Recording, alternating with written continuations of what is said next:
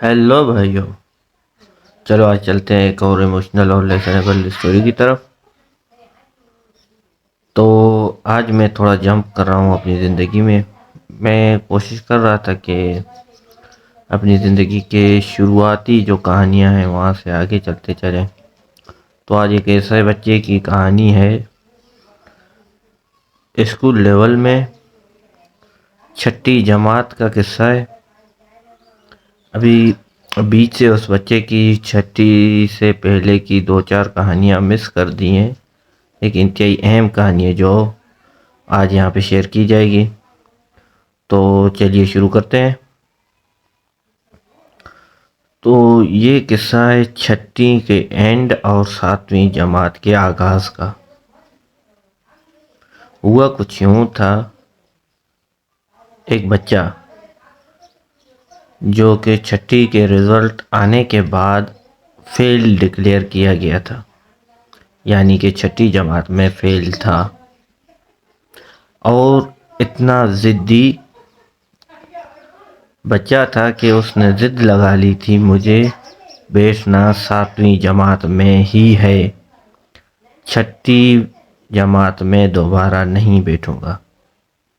تو اسی ضد کے باعث جیسے ہی وہ جاتا ہے اپنے اسکول میں 7ویں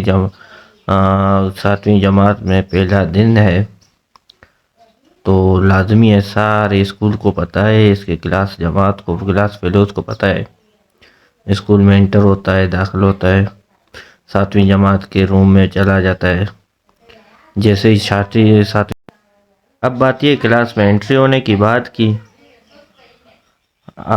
کلاس میں انٹر ہوتے ہی اس کے تمام تر جو دوست ہیں، جو کلاس فیلوز ہیں، وہ اس کو بھگانا شروع کرتے ہیں، لیکن وہ بھاگنے کو تیار نہیں ہے، کلاس چھوڑنے کو تیار نہیں ہے۔ اسی بیچ وہ مجبوراً اپنے ایک استاد کو بلاتے ہیں، استاد محترم کو۔ استاد محترم بھی آتے ہیں اور اس بچے کو کوشش کرتے ہیں کہ آپ اپنی کلاس میں چلے جائیں، کیونکہ آپ نے اس امتحان کو پاس نہیں کر پائے تھے تو آپ فیل تصور کیے گئے ہیں۔ تو ایک بڑی بحث باسی کے بعد یہ طے ہوتا ہے کہ اس بچے کو ٹرائل بیس پہ 7ویں جماعت میں رہنا دیا جائے۔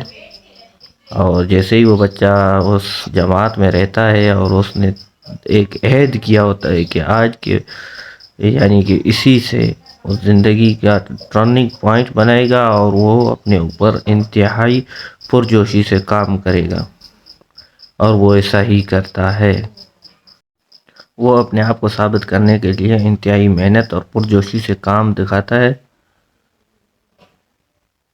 اور اب کی بار چند ہی مہینوں میں استاد اور اس کے کلاس فیلوز حیران ہو جاتے ہیں اس کی محنت اور اس کی قابلیت کو دیکھ کے۔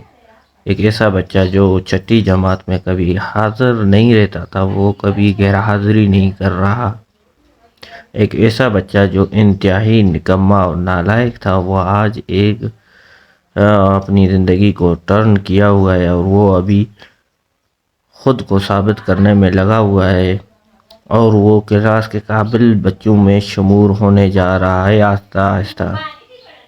اور 7ویں جماعت کے ختم ہونے تک وہ خود کو اس کلاس کے ریاضی سبجیکٹ کا بادشاہ کہلانے پر مجبور کرتا ہے اپنے دوستوں کو۔